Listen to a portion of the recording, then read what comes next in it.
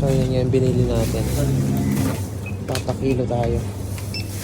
Mura lang dito yung mga vegetable. Sobrang mura.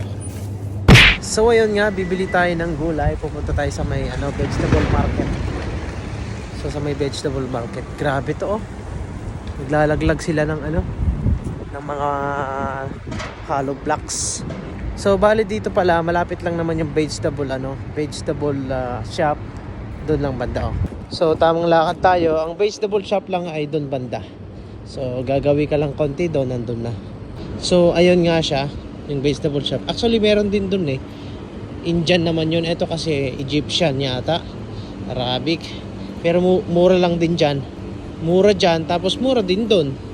Okay, para makatipid din sa mga gulay-gulay. Mas maganda kasing bumili sa mga vegetable store kasi napakamura. Makakatipid talaga kayo.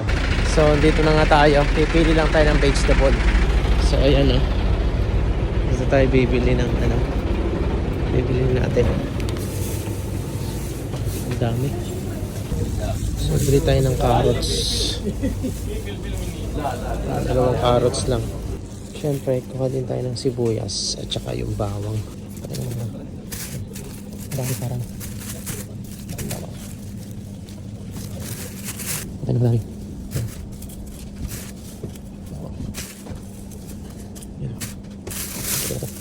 So ito nga lang yung bibili natin.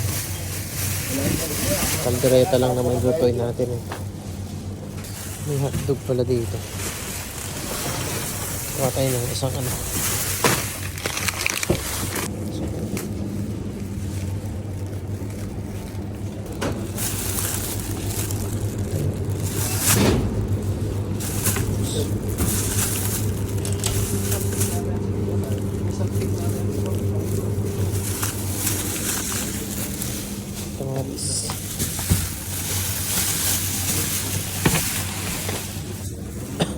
So yun yung binili natin.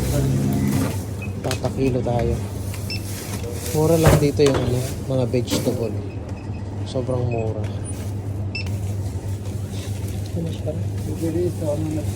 2KD 700. So bali yan nga, nakabili na tayo.